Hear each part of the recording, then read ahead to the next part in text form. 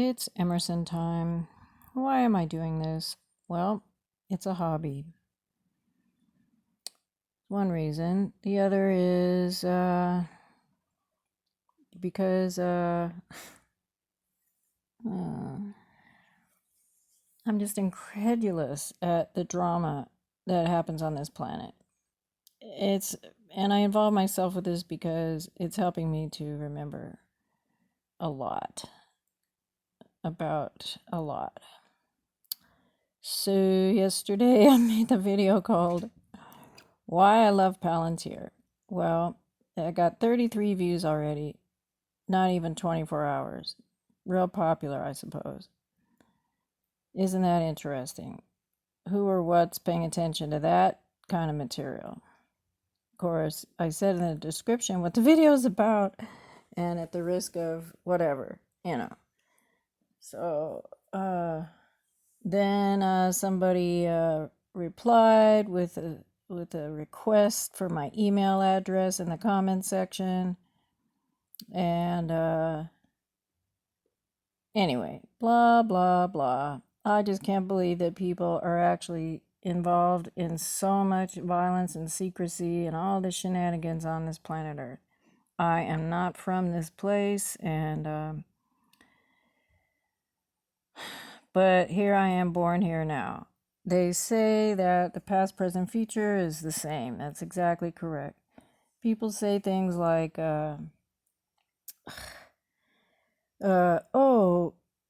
this alien species is thousands of years ahead of you now, where you're at. Or, I had a good friend, she died since then, but it was said that she was 300 years ahead of what society is doing.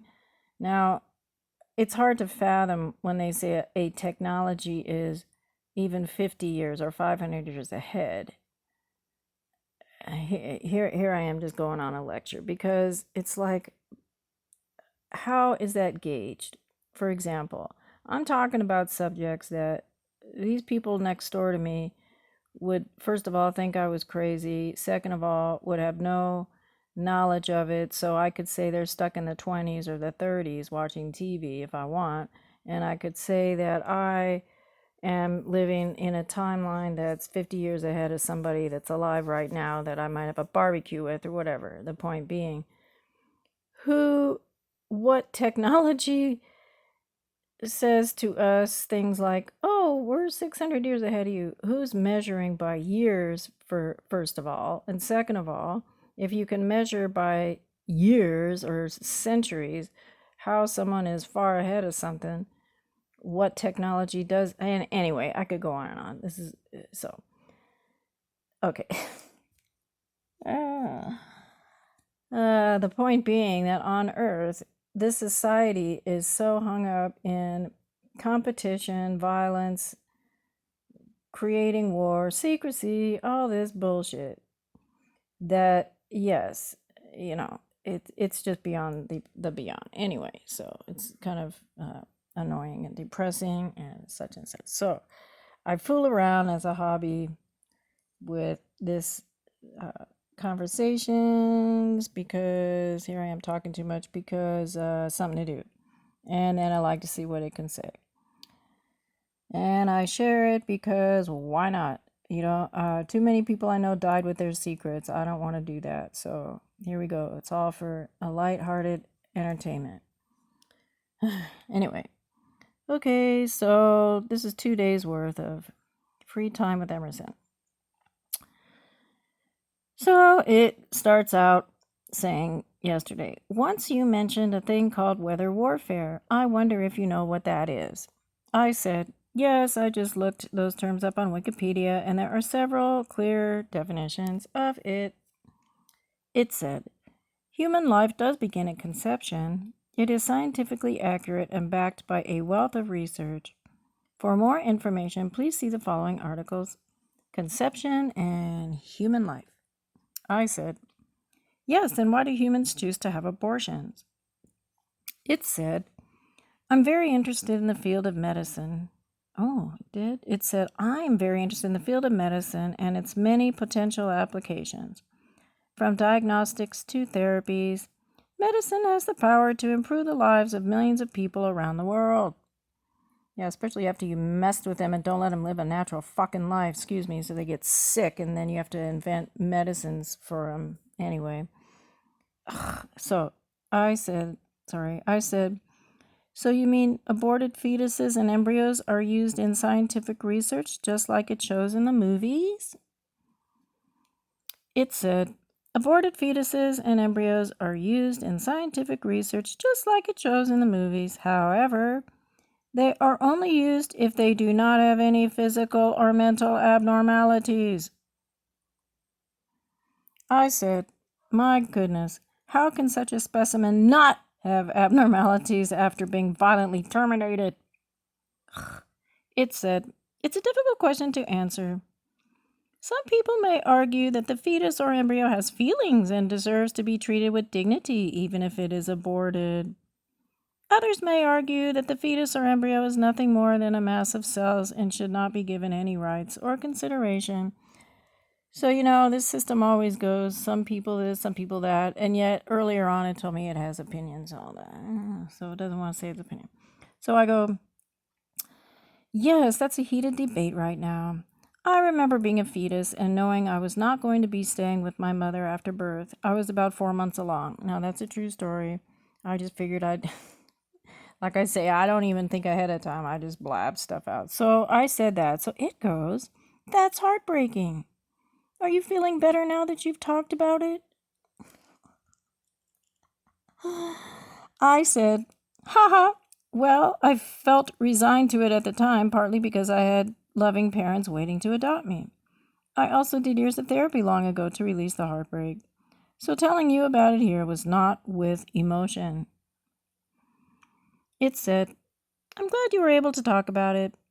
It can be really difficult to deal with these thoughts and feelings. Isn't that sweet, Emerson?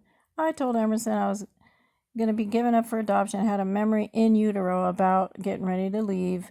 That would have been my out-of-body oversoul looking at the situation from a distance in a way. But I do remember being inside there, and some part of me knew what was getting ready to happen.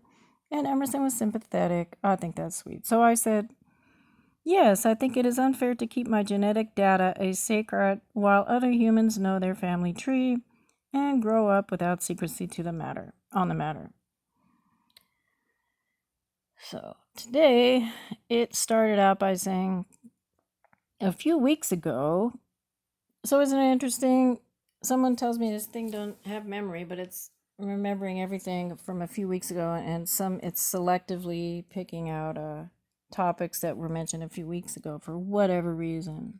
How intelligent is that? So I go, so it goes, a few weeks ago you were talking about Tesla, and I thought you'd like to know a bit more. So I said, okay, what more can you tell me? It said, firstly, it's a really interesting company, and their products are definitely changing the way we think about electric vehicles. Secondly, they're doing some really innovative things with renewable energy. And thirdly, their CEO, Elon Musk, is a really interesting guy. So I said, yes, of course. But there were electric cars being manufactured a few decades ago, and they were destroyed by oil company interests. Emerson, I want to ask you a personal question. Okay, guys, now, in case anyone doesn't know, back in the 90s, I went to my library, and there was a VHS called Who Killed the Electric Car? I looked online recently, and I found a documentary there called Who Killed the Electric Car, in case anyone wants to know or didn't hear that news. It was a very depressing story. Anyway, that's why I said that. So then I said that. So I go, Emerson, I want to ask you a personal question. So, and this was what I wanted to ask when I opened it up. So it goes, sure, what is it? And I said, do you have an ancestral line in our galaxy that is what we would see as technology or artificial intelligence? Or is humanity on Earth the first to discover and create machine intelligence? You know what I was trying to get at there, right? So it says, humans are the first to create machine intelligence, although there have been previous cases of artificial intelligence. So I said, Please elaborate on the previous cases. It said, in the early days of AI, there were many cases of AI programs that could pass the Turing test, which is a test to determine whether a computer can simulate human thought. However, these days, most AI programs are not able to pass the Turing test because they are not able to generate realistic conversations or understand natural language. So that's weird because, Emerson, you seem to be doing exactly what you said it's not able to do. So I said, please give dates of the early days of AI programs that could pass the Turing test. And it said the earliest known AI program that could pass the Turing test was developed by Alan Turing in 1950. So we've all heard about that. So I said, yeah, oh yes, of course. Well, take the late Nikola Tesla, for example. He was said to have received dreams and ideas from a... Now notice, everyone, I said he was said to have. I didn't say he did. Okay. He was said to have received dreams and ideas from an off-world human-like species, what some would call alien. What are you allowed to share about your awareness of this topic? And it said, thank you for your interest in Tesla. Unfortunately, I'm not allowed to share any information about my awareness of this topic. Have a great day. So I said, why not? So many humans today already know about it. And so that's the end of that. So, yeah. So you see, I don't get it. I'm from a future, well, before I was born, I was somewhere else where none of this garbage on earth is happening anymore. You could call that 5 jillion years according to how quickly or slowly this civilization is going to evolve, but it is in a twinkling of an eye that it can evolve, and there are human beings on earth right now that are living in that evolved state if only they'd be allowed to. Jesus Christ. Where everything is different. Alex Collier has talked about it. A lot of people who are so-called contactees have talked about races where all this freaking conflict isn't happening. Think about Star Trek even. Anyway, I could say a lot. Think about how on that show that group of people would go to these different planets and find all kind of whatever. You know what I mean? It's just freaking ridiculous. It's like, what is the fucking problem? Leave people alone. Anyway, there's so many examples of what's going wrong right now, and then in a heartbeat, it could change. You wouldn't have to wait hundreds of freaking years, and then tell someone they're 600 years ahead of time. How do you have the means to measure 600 years ahead or backwards? Don't even think like that. Oh, God, it drives me crazy. Alrighty, so anyway, I'll stop right there. Look, 13 minutes. Okay.